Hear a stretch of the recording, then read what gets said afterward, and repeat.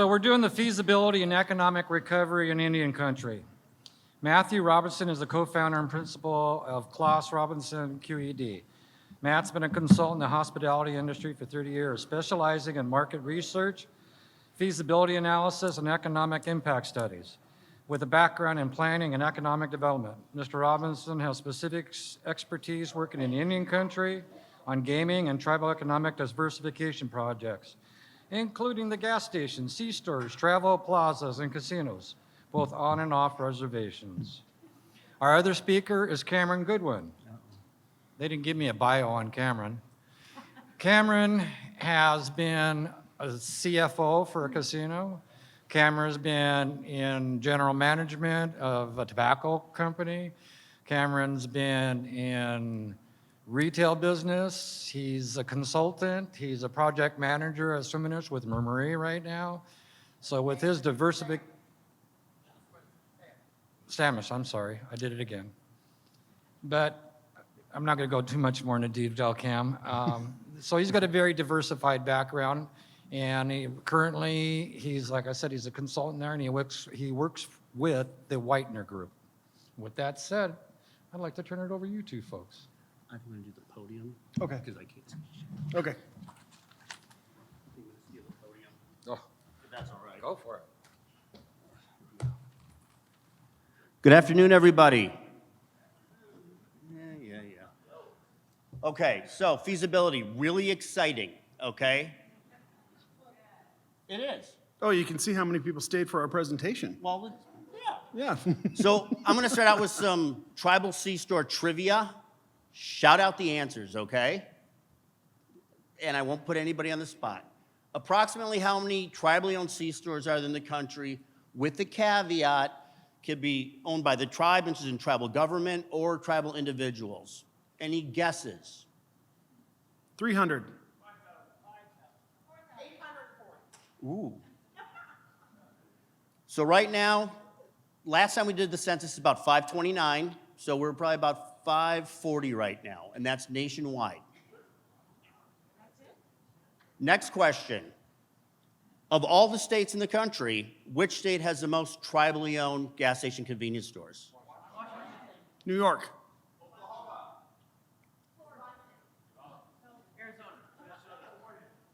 Damn, any other states we haven't named yet? Okay, I heard New York. It is New York. Go Yankees. At 90. Followed by, better make damn sure. It's very close between, and I did the damn census. Oklahoma's got 71. Washington has 67. So third, call it tied for second for Washington. Yay, Washington. Woo! Okay. In addition to gas station convenience stores, there's a lot of tribal casinos around the country, obviously. Which state has the most gas station convenience stores, tribally owned, located at or near their respective tribe's casino? Let's see. Tribe owns both a gas station and a casino, and the gas station is either at the casino or very near the casino. In terms of states, and it's a good one. Oklahoma? Oklahoma's a good guess. Not quite. It's a two-way tie between California and Washington State. Yay, Washington. Okay. And the last question, has everyone heard the term gasino?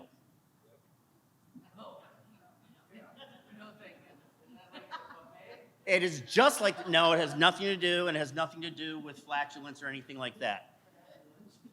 A gas station with a casino connected to it, a gasino. Which state has the most casinos in the country? Oklahoma. So Oklahoma has the most tribal casinos in the country.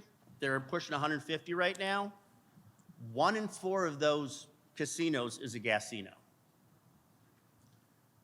So in terms of, we'll see if the presentation works.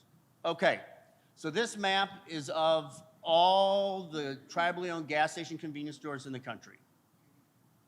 And I talked to Katie, and she said there'll be a copy of the presentation available, so if you want a copy, just bug Katie. And here's kind of a summary of how it goes by tribes, by gaming tribes, by non-gaming tribes, by casinos, et cetera. Okay. I don't have my glasses. Okay, so feasibility. And these are the Webster Dictionary definitions. A study of the cost-benefit relationship of an economic endeavor, an analysis undertaken to investigate whether a project will fulfill objectives of the investor, a formal document that will help you recruit potential partners, investors, or lenders. Okay. The key word out of this entire presentation is independent, okay? A feasibility study is an outside party, a third party that comes in and with no interest, no skin in the game, as it were, they work for a flat fee, and they come up with financial projections, the competitive market set, all that, but they're independent. So in terms of the role of independent third-party feasibility, it shapes management and stakeholder expectations, identifies and quantifies potential risks and outcomes, serves as a starting point for management's marketing plan and marketing strategies, provides potential lenders, investors with an independent perspective, can provide sensitivity testing for project expansions. So sensitivity testing, basically, okay, what if expenses were 10% higher, 20% higher? What if revenues were 10% lower, 20% lower? What if the project cost, and especially in this day and age, what if construction costs went up by 20%? So it does scenarios like that. This is what feasibility study is not. Feasibility studies, and they're going to talk about this in the next panel, it's a key component of a funding package, but it's not a substitute for demonstrated management competency, a clear vision and communication of the goals, a credible plan for attaining the goals. It's not a business plan. Big difference. A business plan is basically what you folks think. It's who's going to operate it. It's your thoughts in terms of, how much money you're going to make, what are the expenses going to be, and the like. And that's really important too, because at the end of the day, feasibility consultants leave. They're not there. They come in, they're independent, they come up with their numbers. The important thing for a feasibility consultant is they're accurate. You might not like their answers, but as long as they're able to justify their answers. But at the end of the day, you're the ones operating it. And business plans are as important or even more important as a feasibility study. Do you need a feasibility study? Let's see. I'm a feasibility study consultant. That's like asking a car salesman if you need a new car. What I will say, I don't know. But the people to talk to your lenders, talk to, depending how you're planning on financing, your lenders, bankers. You might, and in addition to the financing package part of a feasibility study, it's a gut check, it's an independent. You run your numbers, you know how it works. Okay, what does a third party think? You may not need a feasibility study. There's a lot of stuff besides that big, thick document that the lenders take and put in their drawer that can be done in terms of analysis. Other things that may be of concern are, okay, I have more than one gas station convenience store. If we open up another one, how is that going to impact the rest? Are we going to capture new demand, or are we going to cannibalize our existing demand? These things can be done.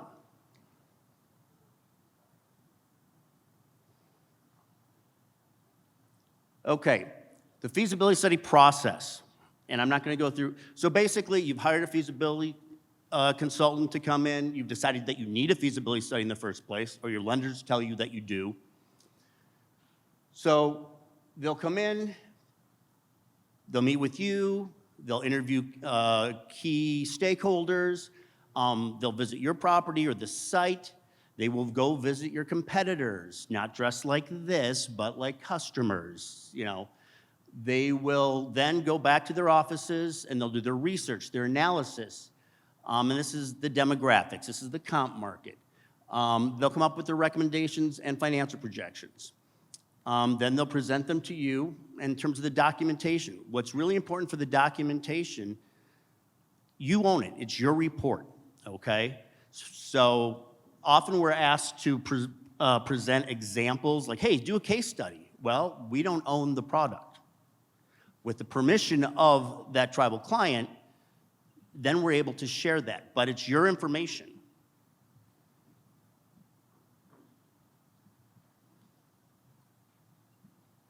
Okay, the components, and they're all pretty much the same, Cameron. I mean, give or take titles and things on them. You got the TRS. The TRS is a transmittal letter. It's a scope of the project, your assumptions and disclaimers. Remember, we have assumptions. You know, we assume competent management.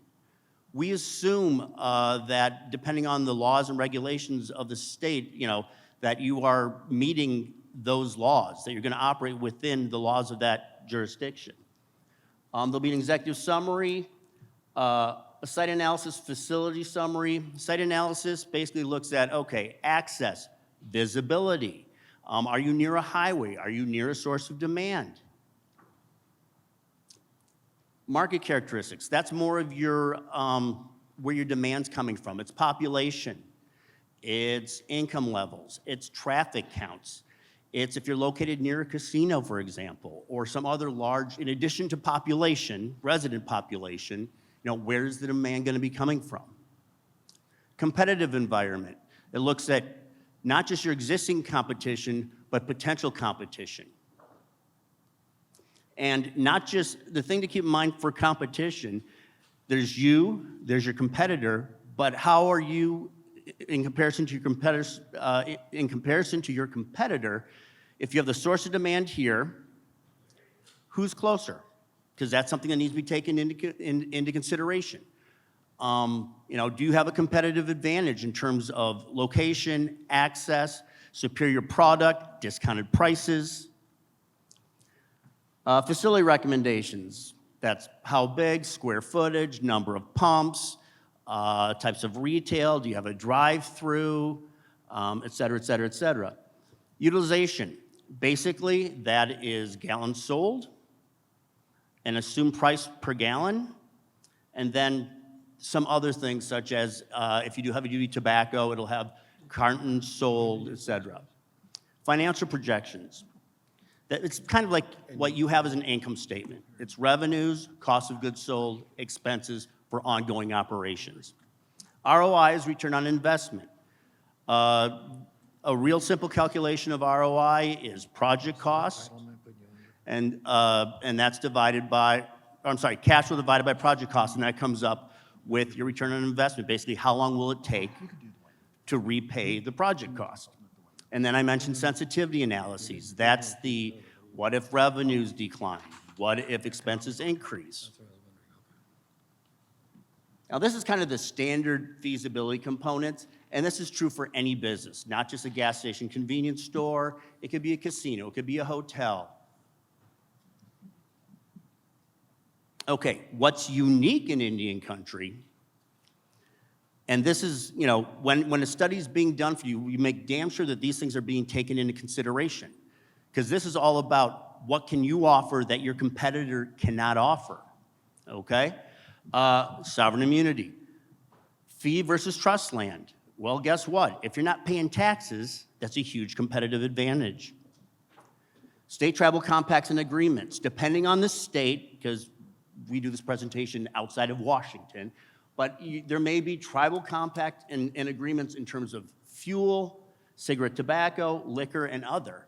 These are all sources of additional revenue for the tribe.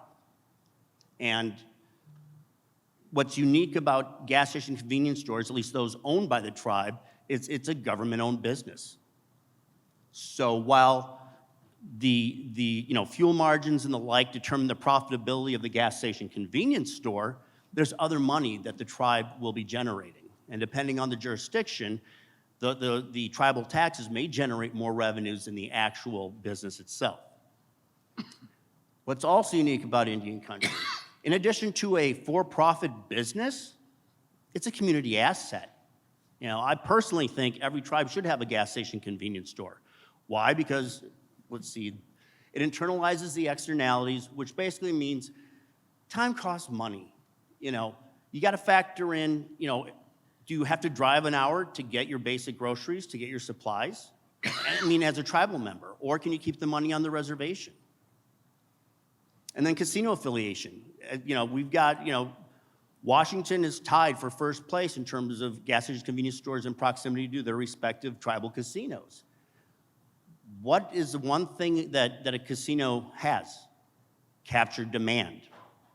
In addition to resident population, you've got, call it 500,000 or 1 million people driving to this casino, making their donations, but when you drive, you use up gas, guess what? One-stop shopping. And then you also have the opportunity, depending, you can earn and redeem player club points. It's capturing the revenue if it's there. Okay, when you were selecting a feasibility consultant, and this isn't even just feasibility consultants, this is pretty much, if you're doing an RFP and you're hiring someone, these are all good questions to ask. Experience, obviously. How long have they been in business? Work operating history. Relevant projects. Just because they're really good at doing a hotel doesn't mean they know how to do a gas station convenience store. Have they worked in Indian country? Indian country is different. It's not good, it's not bad, it's different. Okay, I think it's good, but it's different. Are they familiar with the market? Just because they've worked in Florida, do they know how to do work in Minnesota? Or just because they've worked in Washington, and if you're doing something in South Dakota, and then who's doing the work? A lot of firms have their figureheads to go out and sell the work, but who's doing the analyses? It's a reasonable question. Who's going to be doing the work for you and your project? And then work product and independence. Make darn sure that you are able to use the work product for the purpose you intended. If it's a feasibility study, a couple of things. Make sure, that your lender accepts the service provider.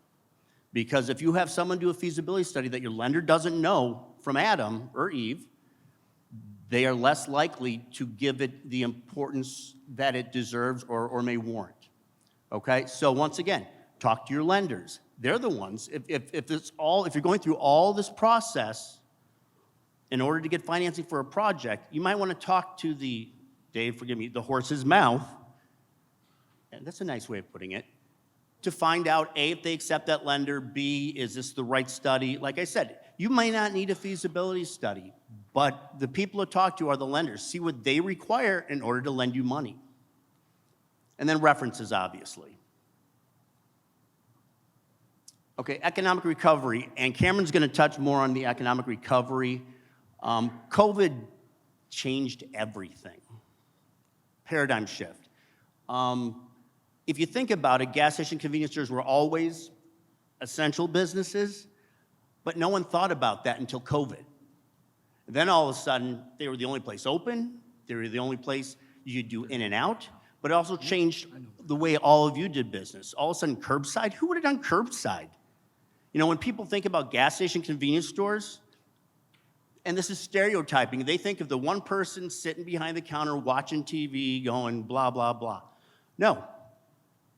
All of a sudden, it's become an interactive opportunity for you folks, and it's customer service, and it's other things.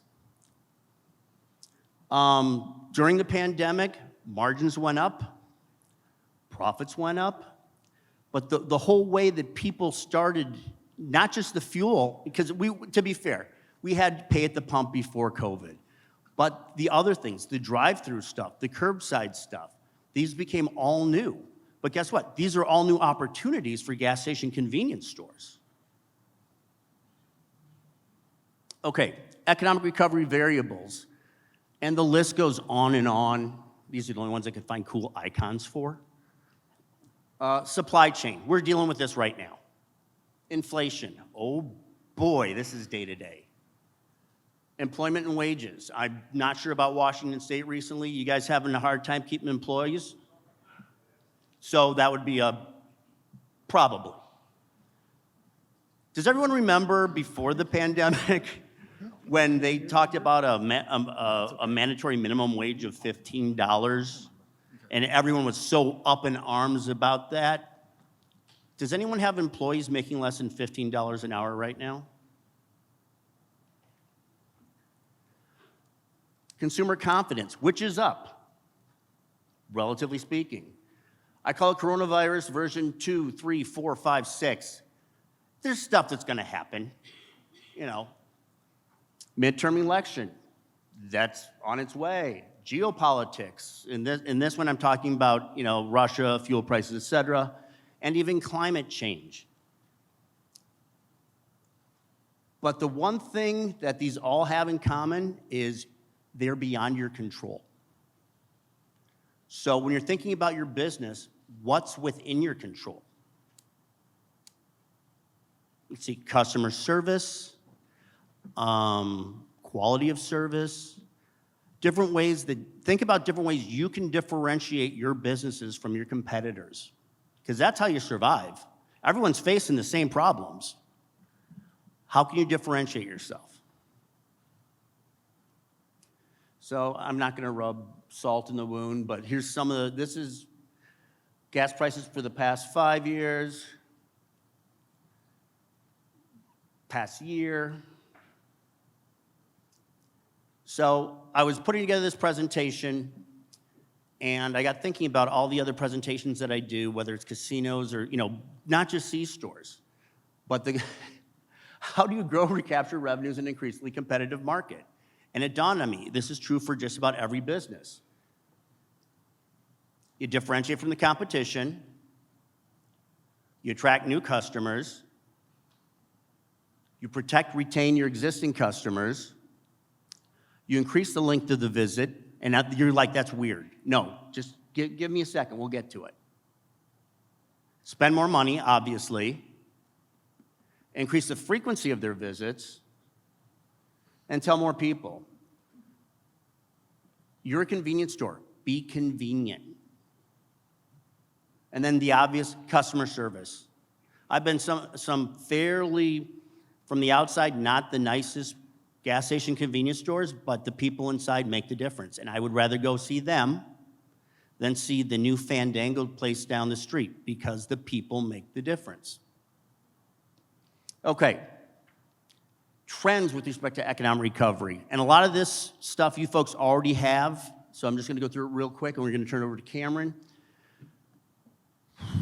10 years ago, EV charging stations were kind of evil for the gas fuel business. Paradigm shift. There's money coming through now where, you know, electric cars are here to stay. You probably are going to want to invest, if you don't have them already, electric vehicle charging stations. But hear me out. Where should you put them? Should you put them way in the back so they're, you know, you got it, or would you put it way up front? Well, think about what it takes to charge an electric vehicle. Most people are not going to stay in their car. They're going to get out. They're going to go into your store. Well, give them a reason to go into your store. Whether it's gourmet coffee, whether it's, you know, whatever it may be. You folks have the potential of becoming the neighborhood gathering place. And in a lot of cases, you already are. But explore that option. Whether it's gourmet coffee, whether it's prepared and ready-to-go meals, healthy and expanded snacks and groceries. We talked about labor being an issue. Well, self-checkout. I mean, we already have pay at the pump. Self-checkout inside if labor is that much of an issue. Loyalty programs. Omni-channel marketing and shopping. That means, you know, during the pandemic, people learned that they can do everything on their phones. They don't have to walk into a gas station convenience store. A lot of them now have the technology where basically it's the same experience, just a different vehicle for that experience. And last but not least, organizations and associations. It's a shameless plug for the Travel Convenience Store Association, but this is, it's these events where you're able to learn new things, you're able to meet and discuss things with your neighbors, friends, and competitors. But the one thing that links all of you is you are tribal gas station convenience stores, and that's very different. I'm not, the National Association of Convenience Stores has a lot of data, a lot of things, but they don't get Indian country. So with that, I'm going to pass it over to Cameron, and then we will go for question and answers at the end. So thank you. Thank you. So next up, we're going to have Cameron. Cameron's going to give us the perspective from the tribal perspective of economic recovery. Thank you for having me today. As we talk about feasibility studies, again, I'll just reiterate, a feasibility study is a detailed analysis that considers all of the critical aspects of a proposed project for you in order to determine the likelihood of that succeeding. That's what's key to the tribe. A tribe will go out and engage in a feasibility study, and the information will come back. And you can get lost in that information. There's so many numbers. There's so many aspects of that. Really, the root of what we're looking for is the probability that this project is going to succeed. So when we think about presenting to the tribe or a tribe accepting a feasibility study, they first have to look at who's going to review this. Is it going to be their economic development people who may be actually leading the charge to do this project? Could it be tribal council? And do we have limitations on tribal council understanding the wealth of information that comes from a feasibility study? Or is it the board of directors? Is it an administrator? Is it even tribal members, for that matter, that are looking at the feasibility study? The answer to all of that is yes. The group has to come together to make a decision in looking at this feasibility study to see if they agree that it is going to be a success or not. And as they go through and they divest this information, the key piece for them is, honestly, in my opinion, it's that first page. It's that executive summary. That executive summary says that the feasibility study was engaged to evaluate this project in this location during this time frame for this product. So for a C-store, let's say that there's a brand new piece of trust property that a tribe has, and they want to know whether or not it's a good idea to put a gas station on it. That feasibility study will go out and determine, how much traffic is going by. Is it already an oversaturated market for a fuel station there? And so as the tribe goes through and looks at that, they have to digest that information and understand from that executive summary that, okay, there is an opportunity. That executive summary piece then also tells them the potential returns on doing that project. Now, I've performed feasibility studies for a couple of tribes. I've nailed a couple of them, and a couple of them I've been completely blown away by how well they've ended up returning. And I think that's the aspect that in Indian country, we support each other so much.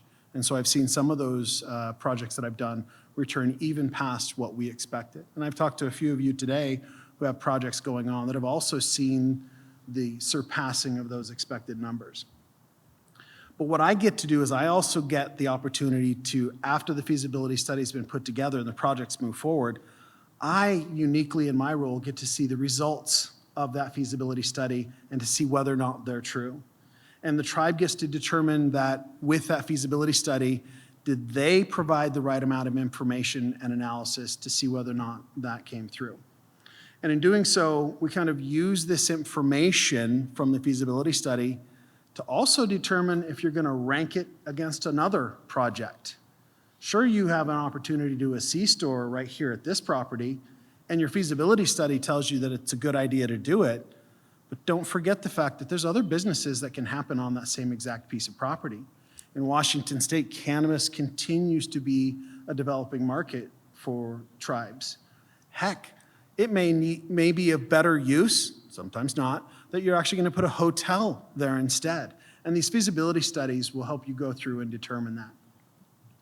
But in seeing that feasibility studies are performed, and your consultants like myself and Matt are able to provide that to the tribe, what is the tribe really going to achieve after getting this back in? Well, it's It's also going to tell you how much money you need to spend to do this project. How many millions of dollars are going to be expended to create this opportunity for you? And then if you look at those results, your return on investment or your cash flow are going to come back and tell you if it was a good idea. But working with tribal councils, we also have a unique piece where, sure, it may bring back a lot or a little bit of money, and sure, it may bring back a high or low return on investment, but your councils and your decision makers also have to understand if this project from a feasibility study are also going to provide the results of what the community needs. A community center, things like a pool. Those actually have feasibility studies done on them to see whether or not it's going to be addressing financial returns, but there's also the emotional return and the community return that comes back from projects like that. And really, it's also to help you decide with a feasibility study if that project that you want to do should be done over the next project. And sometimes the feasibility study is going to tell you, you got to do both. Should you have a casino, or should you have one or the other? And sometimes you get to use those feasibility studies to push those through. I think what's unique for the role that I get to play with feasibility studies is in working with the tribe. As much as you want a feasibility study to be set, after the tribe looks at it, they're going to come back and go, what if we did 8 dispensers at our fuel station rather than 6? Does that change any of the results of the feasibility study? The answer is yes, and then we have to go back to the drawing board to figure out what that is. What if we decided to put in a beer cave rather than just regular beer doors? Well, that changes the feasibility study as well. So the tribes are starting to use these studies. I don't know if it was how we intended them to be, but as their management tool in deciding what they want to do with their project now. Initially, they said 6 dispensers, 1 big canopy, 2,000 square foot store. And when they see the returns that potentially could come from it, well, what if we did a 3,000 square foot store and we did 12 dispensers? So they're starting to use it that different way.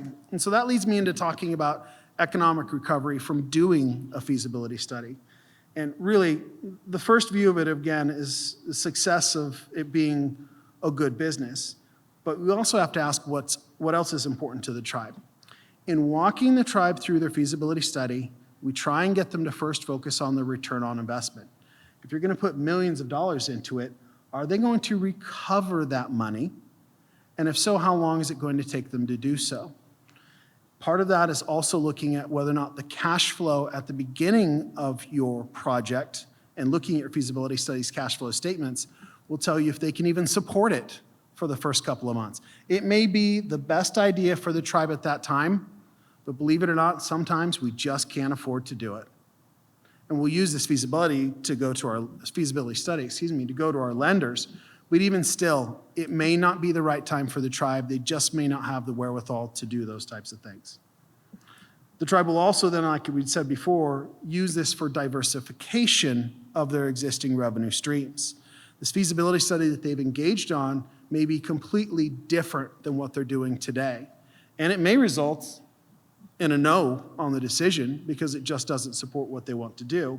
But it may also result in a yes because it provides employment. It provides that community center that you talked about, which we see happen at some of the coastal tribes that we have. We see families gather at the gas station and sit there. We've seen tribes that after they've gone through the feasibility study and they've opened their store, it's kind of changed direction on them a little bit. And now they actually have a table like we see in front of us sitting in their store for elders to gather at. I don't think that was part of their study, but it's a result of getting to that point. The return on investment is also going to kind of tell us along the lines as to whether or not it was the right project from an overall return standpoint. Obviously, it's in the name. If we can determine that our ROI within the first 3 years is positive, but looking past that, it starts to be less and less return, the tribe will have to make a decision as to whether or not, is it a cash flow issue? Is it a supply issue? Is it an employment issue? So they'll look at the feasibility study that way as well. And then, like we talked about, when thinking about a feasibility study and the returns to the tribe, I'm not going to kid you. It seems more and more that employment is incredibly important to the tribe. the employment and development of those tribal members. My tribe has been able to employ in some of the top management positions its tribal members. And we see also the ability for these projects to bring you in at the root level, your cashier level, and work your way up. Sometimes you do a feasibility study to create a store, not thinking about how many top management positions it's going to provide. Sometimes as they have analyzed this and think about it, they're thinking about tribal members who are already struggling to get a job, those who are having a hard time finding where they fit in, and these projects will result in that type of recovery back to the community. We've also talked today about economic development and the need for diversification. Your feasibility studies just kind of help you drill down into that diversification and see whether or not it's the right aspect or the right project for your community, for your tribe to do. Diversification in cash, diversification in people, diversification in overall offerings. I'd love to sit up here and tell you should open gas station after gas station after gas station, but sometimes you need to diversify, and your feasibility study will help you determine which areas you're going to diversify into. As we also think about economic recovery, we think about the fact that the tribe here in Washington, and I think many other states, is the taxing authority. And that's what can help a feasibility study make or break it for your tribe. Is you work on compacts with the state, or you have existing ones, or out of Washington when you're working with your local governments and you're trying to create that advantage, your feasibility study will tell you if you have it or not. And so as we think about Washington State's feasibility studies and our unique position on fuel and tobacco, and cannabis for that matter now as well, it may make your feasibility study look like it's just lined with gold. That's where your partners who do your feasibility study and your experience and the group you have around you today can kind of tell you and give you a reality check as to whether or not all that's absolutely true. Outside of Washington State feasibility studies, we'll be able to tell you if you can compete with a business that's almost exactly like yours a couple of feet down the road. And if you can compete, what the details within that feasibility study are that will tell you if you are going to offer the same items, unleaded, regular, diesel, tell you if you're going to be able to offer items that aren't the same as what you find in an off-reservation store. I'm talking about cultural items or specific items that we find in Indian country, like Indian tobacco, that is a preference at some of the tribal stores that we've gone through and experienced. And we'll also basically help guide you in determining if you need to be a little more aggressive on getting a fuel compact or a cannabis compact or a liquor compact along those lines. And so your feasibility studies kind of open those doors, and your economic recovery decisions or results tell you whether or not you got it right or wrong. Thank you, Cameron. Yeah. I want to add a little bit. When I talked about how we're working as a team, developing a store right now, we're just doing a mock-up. And the wish was, okay, if I had 8 acres, what could I put on there? And we're thinking the same thing like a community center, but it's not on reservation. This is off reservation we're looking at. And so the team, like I told you, is Harbor Wholesale and a bunch of other folks are on there. And the president of Harbor asked, are you going to do a feasibility study, Mike? And I said, no. And Tony was there. And the comment was, no, if we build it, they'll come. Because how we build our stores. And I was just being facetious with them. I extensively do feasibility studies. And actually what we're trying to build with this community center is exactly what Cameron's talking about. It's not one feasibility study. I have 4 going on at the same time. I also make sure I have my demographics with it too. That gives your population base within the area you're going to grow. So I have 1, 2, 5, 10-mile demographics always, wherever I'm looking at and studying a place. So all this information that the gentleman just brought up is critical. It's your pre-planning for your business plan to open up a store. I mean, if you don't do your feasibility plan, actually, to be quite honest, I don't think a bank will finance you unless you have it. It's along with your business plan, and it helps. That's all I can say. I also find an interesting aspect that's happened recently with our feasibility studies is the amount of time crunch at the government side or within the business side to put their budgets together, they've now taken my feasibility studies, chopped them into 12 periods, and that's the budget going forward. I don't know that that's the right thing to do, but it at least helps them digest the information and communicate it with the decision makers when they go that way. Well, the example you brought up earlier when you said about a community center and now we have cannabis, and already one of the studies I'm looking at, it doesn't fit. It actually will cause issues within the infrastructure that we're trying to create. That if this is a family center, you know, where we're working on, so you're going to stay extra time. You know, we talked, in fact, our charging stations are, you know, what you were describing, oh yeah, we have an aisle that's away from the up front because you still want convenience. But all that, if you don't do your studies, like Cameron and Russ is saying, I mean, we're lost. And those numbers help us tremendously. But we're finding out through those studies, here we got the brand new cannabis, and I thought, oh, right, great fit. It's not going to fit. But so we got to do those. And the one thing I would add, you know, Cameron and I, we get paid to get beat up. We don't like it, but that's, you know, we are there, but you need to ask the questions, you know, because normally when we're engaged, it's a finite product that we're looking at, whether it's a gas station or a hotel or a dispensary, you know, so that's what we're looking, that's what our blinders are on there for. You need to ask questions, and the quicker you ask, you know, I'd much rather get the question day one or day two than at the end of the study, here's your study, well, what about this? You know, because time is money. But please ask questions. And the other thing to keep in mind, it's because it's Indian country, it's not just the financial business aspect of it. You know, it's intermingled with culture, you know, with your tribal members, and it's not always about the money. Money's important. It's a means to an end. But, you know, is it the right fit for you? And then there's risk. With any investment you're going to make, it's a risk-reward type of thing. Is the risk level the appropriate match for your tribe? Right, as these feasibility studies are, lately, they've become living documents. And those questions that get asked continue to change potentially the direction or the results of your feasibility study. So while I agree, we've got to ask these questions up front, folks, if you're asking for a feasibility study, you yourself have to draw the line as to when enough information has been provided to get the results of the feasibility study back to you. Otherwise, we could spend our lifetime helping you manage through one feasibility study because you keep asking and or changing for these things.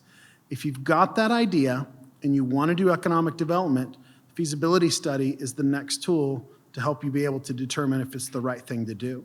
And then, as you said, with these feasibility studies, and you'll see in the next presentation, that's where financing then can come in and help you fund this project that's going to be a good one to move forward with.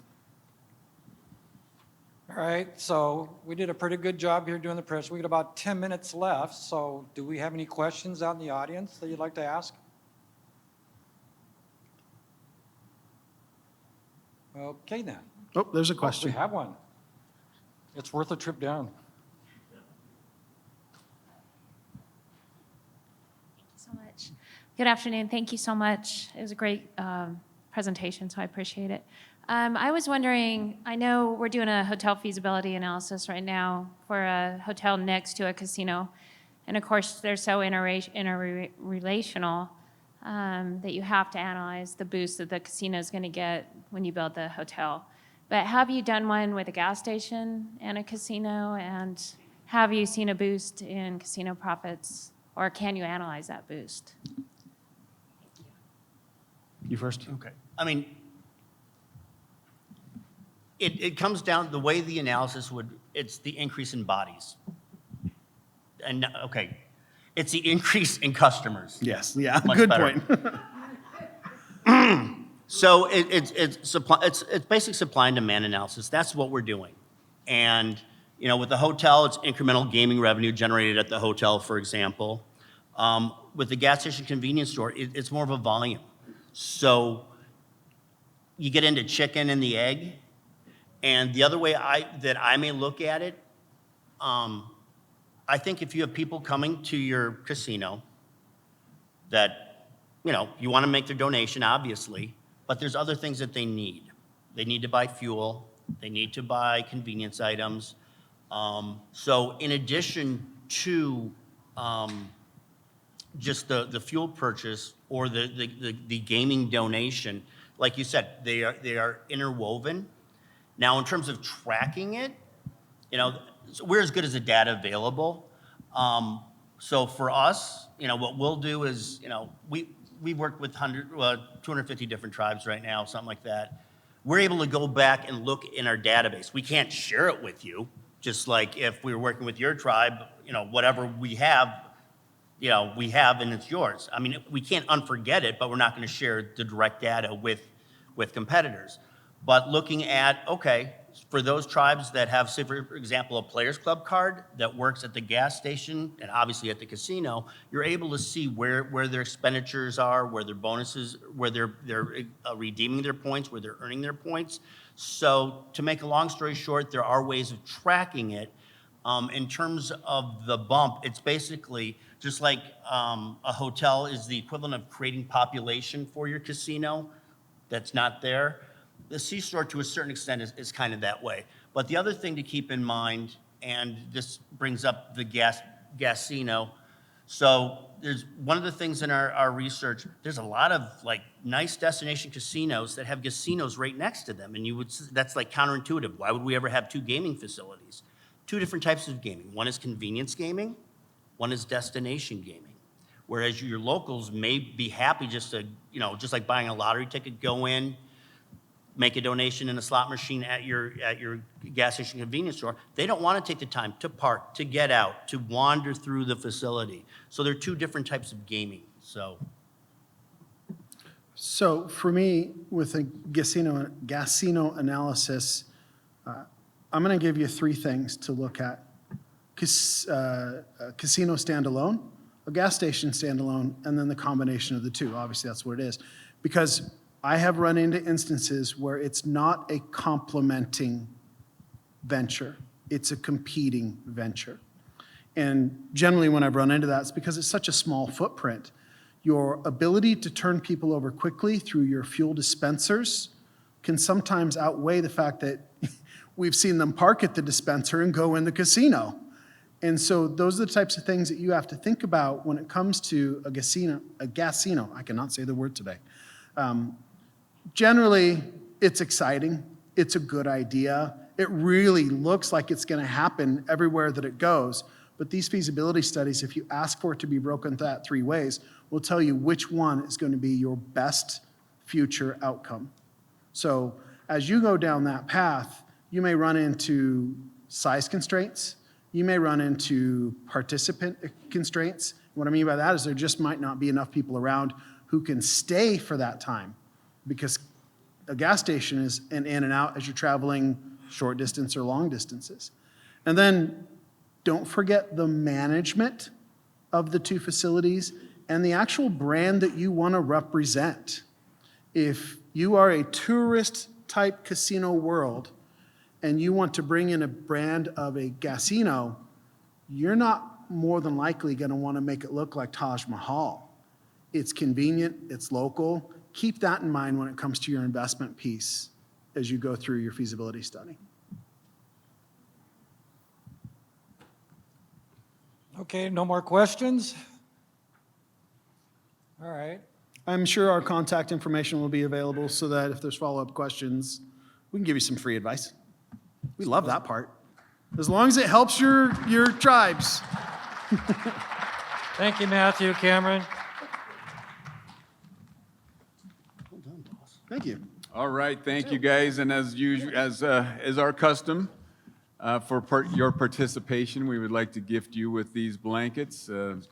Thank you guys, thank you Matthew for making the trip out, and it's preferable if you, okay, you don't have to dance. Thank you. All right, thank you guys. Oh, did we get a picture? Yeah.